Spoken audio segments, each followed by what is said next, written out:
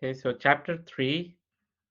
So the learning outcomes for this chapter is how to break longer scripts into multiple files, uh, how to demonstrate how to demonstrating how to properly write file paths, uh, having a single page both display and handle HTML forms, create a sticky form, write sample functions.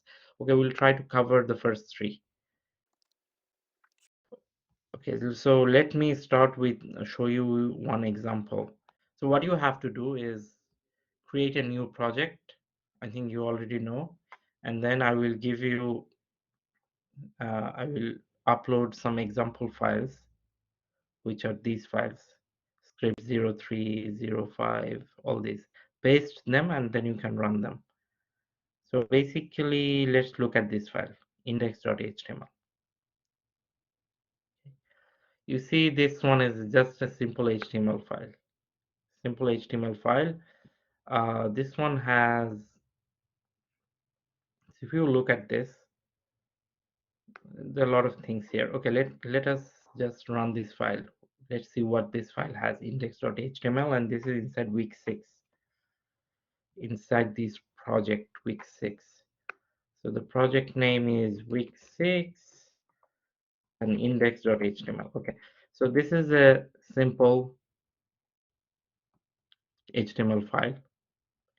It has a footer, it has some content inside, it has some navigational link on the top, right? Okay, and this is the source code for that. Now, as we said, we will learn how to break down things to make it simpler. Okay, so let's do this. Using PHP, actually, we can do this. Okay, so now you see this is a PHP script, right? A PHP file. There is a PHP block, not only one. There is one PHP block and then a second PHP block. Inside those blocks, very carefully look at this. The first block, it does two things. It calls a function, and not calls a function, it defines a function. It simply defines a function. And then it uses this include. This is a built-in PHP function. The second one, the second PHP block, it also uses this include function. And carefully notice this. This one includes some file, header.html. This one includes some file, footer.html, and they say this is inside the includes folder. So if you go here, let's see what is inside header.html. Okay, there is something inside header.html. This is some HTML content, right? Footer.html also has some HTML content. Okay. Now carefully look at this. When we were looking at index.html, you see whatever was here, let's say, whatever was here in this portion has been put in header.html. Next, whatever was in this portion,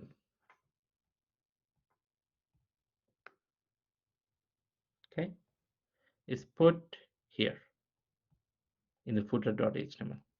Now, using in the index.php, what I'm doing is I'm adding the header, I am adding the footer, and then in the middle we had some paragraphs, right? In the middle, you see it here. So in index.php, I am adding those paragraphs. So you see, basically I am breaking down this into this and this, then using PHP to include this one and in the top, and then some paragraphs which was already here, right? And then adding the footer. So basically I am, instead of having everything in one file, now I am creating 3 files. So basically I'm making a bigger script look smaller, or to easier to manage. And for that, what I'm using is I'm using include function, which is a built-in PHP function. So inside the PHP block, I can call the PHP function, right? Not only that, I am doing another thing. I am actually defining a function myself, create add, and then calling that function inside the second PHP block. Okay, so let's see how it looks like. Already we have looked at index.html. Now let's look at index.php. Okay, now this one exactly looks like index.html. The only things are I am actually seeing two additional things here, right?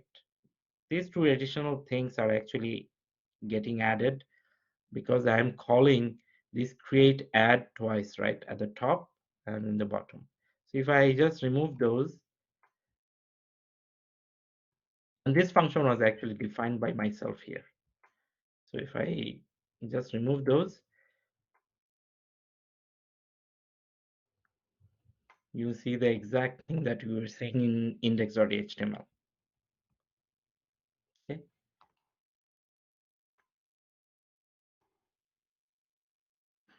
Okay, let's go back to our slides. Okay, so including multiple files. So breaking a bigger file into smaller files using PHP, we can do that. We just show you one example. So there are actually four functions for PHP to do this. One is include, and then include underscore once, require, and require underscore once. Now the difference, there is some difference between these. So suppose you include a file which doesn't exist here. It will show you a warning like this. Warning, this file failed to open because this file is not there, right? But if you put require, in that case, it won't, you can go away with a warning. It will show you an error and the uh, page will be like closed. Now you may ask, why do I need require? I should be fine with include, right? The reason is in the next lecture we are going to show you how to connect data, like how to use MySQL database and connect using PHP. So sometimes if you actually show data from your pulling from your database, in those cases, if some file is missing or the database is missing, you don't want the page, so you want to show some kind of error and you want to just crash the page or something, close the page. So depending on your necessity, you may need to use require. Now next question is, what is these include once and require once? Well, include once and require once are like, okay, so as you see, require will cause an error and terminate the script if it fails, whereas include will just show you one warning if that file is not available. And the once is sometimes if you are writing a long script, you might be mistakenly like adding the same uh, file again and again. So include once, make sure that if you are including a file once, then you are done. You are not adding it again. Okay, so this is to make sure that to avoid mistakes where you are, suppose for this example, for the example that I showed you, you did an include here, right? And then somehow mistakenly you did an include of the same file here. Okay. Now this is going to include the header like twice. So let's see what happens here.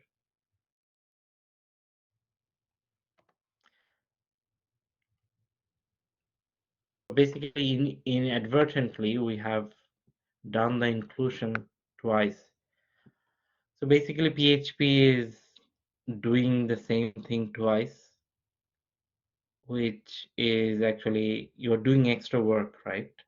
Extra cycles you are running, and but if you had like done this,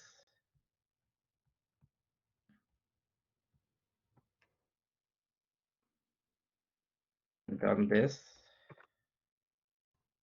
for everything, then the next time when it was trying to execute this, we would have said, okay, this one was already included, so let's not execute this. Okay, that's the thing. Another thing is include once or require once. These are slower. The reason is the once versions are slower. The reason is uh, it looks for the files already that has been included, right? Because of that, it actually, because of this kind of like, it has to look at the previous already added files, and because of that, that once version is obviously slower. Okay. Next, so the absolute path and the relative path already, I think this is not, you are already familiar with this. So if you're in, suppose this one, so this is an example of absolute path, right? Because it says like you have to, but the relative path would have been like something like this. So the relative path is like, it means that this header.html is in the same location where that index.php is, right? Whereas for the absolute path, means that this includes folder is in the same location with the index.php.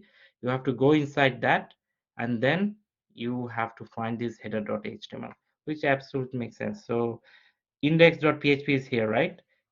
If I didn't have this thing, like, so this is an example of relative path, right?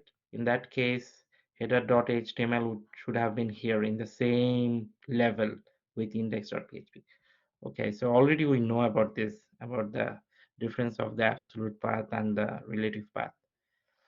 Next, one important thing that we are going to, we won't be like, this is the last topic that we are going to discuss today. That is the displaying and handling forms in the same file. It is often nice to have the same page that both displays and handles an HTML form. To have the same page both display and handle form, it must watch for the form submission. Okay, so this is a simple thing. Suppose this is the form file that you have, right? A form, HTML form. So what HTML form does, it gets takes some requests from the user and displays something, right? Okay, so this is the format of using displaying and handling forms in the same file. Okay, so first you have to check if the form has been submitted, then you have to handle the form, else you have to display the form. The way to check if the form has been submitted is you have to check this value of the global array, $_server request method. If this is post, then handle the form or display the form. Let me show you one example, and I think that would be the best way to show you how you can display and handle a form in the same file. Okay, so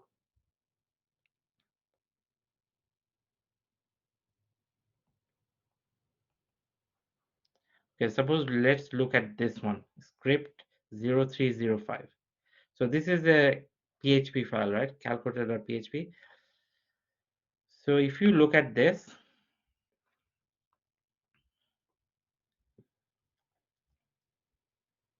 at the beginning you see this one checks for the form submission. So this is the PHP form, right? So it checks if the request method is post. If the request method is post, then it does the handling of the form. Otherwise, if the request method is not post, then it does this. it will show you the form element. So this is the HTML portion, right? The HTML portion says it has radio buttons, uh, it has a drop down, and then it has a submit button. So once you click the submit button, what's going to happen? Calculator.php is going to be executed, and you are going to send your value to the server using what method? Post. Okay, so now let's go and run this. So this is week 6 0305 and calculator.php.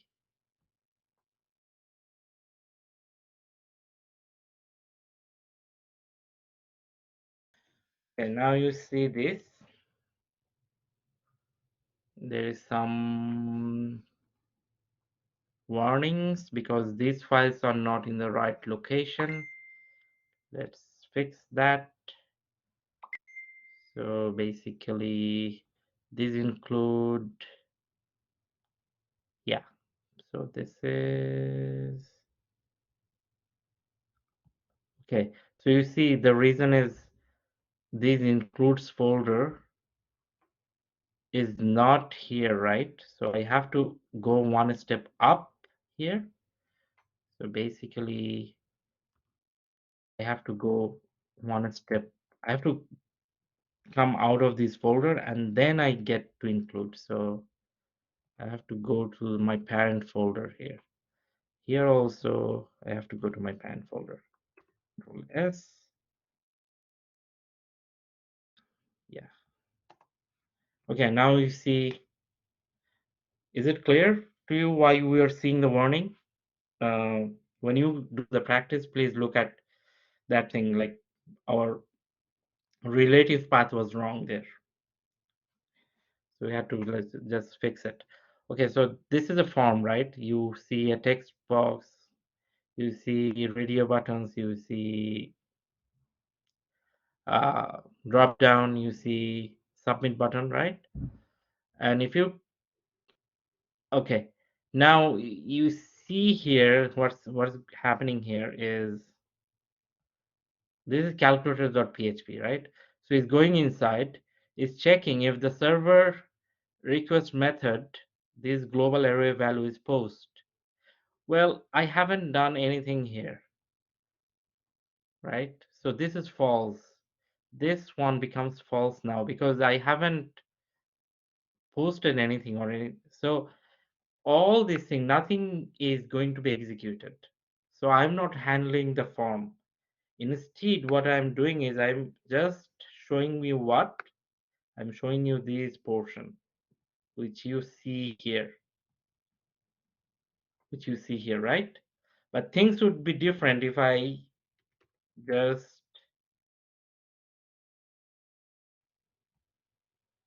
select this and click on calculate. The reason is if I click on calculate, now what's going to happen? Calculator.php is going to be executed, which is the same file, right? And the method I will be sending data to the server is post, right? Okay, so this file is going to be executed again if I click on submit. Now the things would be different. The reason is once this file is going to be executed again, then it will initially check if server request method is post. Is it true? Yes, that time it's going to be true. So now this portion is going to be executed. You see this? So I'm using the same file to show the form and to handle the form. And the whole thing is whether the form is submitted or not depends on this checking, right? Okay, so now let's click on this.